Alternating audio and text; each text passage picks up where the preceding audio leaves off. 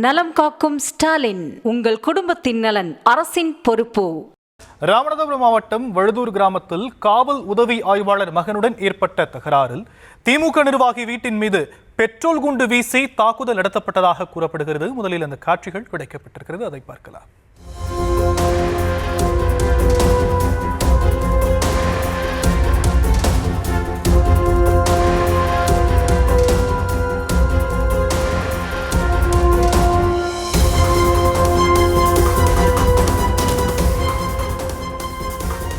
காவல் உதவி ஆய்வாளர் மகனுடன் ஏற்பட்ட தகராறு காரணமாக திமுக நிர்வாகியின் வீட்டின் மீது பெட்ரோல் குண்டு வீசப்பட்ட காட்சிகளை நாம் பார்த்துக் கொண்டிருக்கிறோம். விவரங்களை நம்முடைய செய்தியாளர் பூபேஷ் சந்திரன் வழங்க நாம் கேட்கலாம். பூபேஷ் சந்திரன், எதற்காக இந்த சம்பவம் நடைபெற்றது? இதன் பின்னணி என்ன?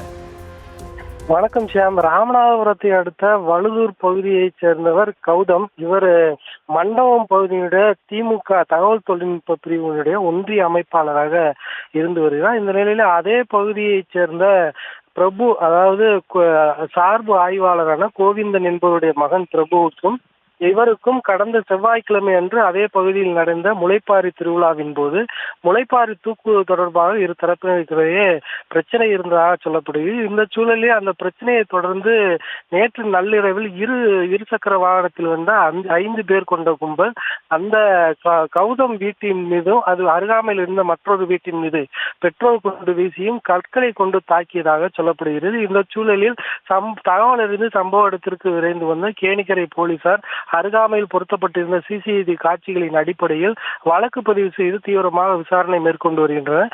ராமநாதபுரத்தை அடுத்த வழுதூர் பகுதியில் திமுக நிர்வாகி இல்லத்தின் மீது பெட்ரோல் குண்டு வீசப்பட்ட சம்பவமானது இந்த பகுதியில் பெரும் பரபரப்பை ஏற்படுத்தியுள்ளது. ஷியாம்,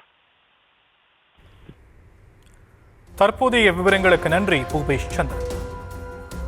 நலம் காக்கும் ஸ்டாலின், உங்கள் குடும்பத்தின் நலன் அரசின் பொறுப்பு.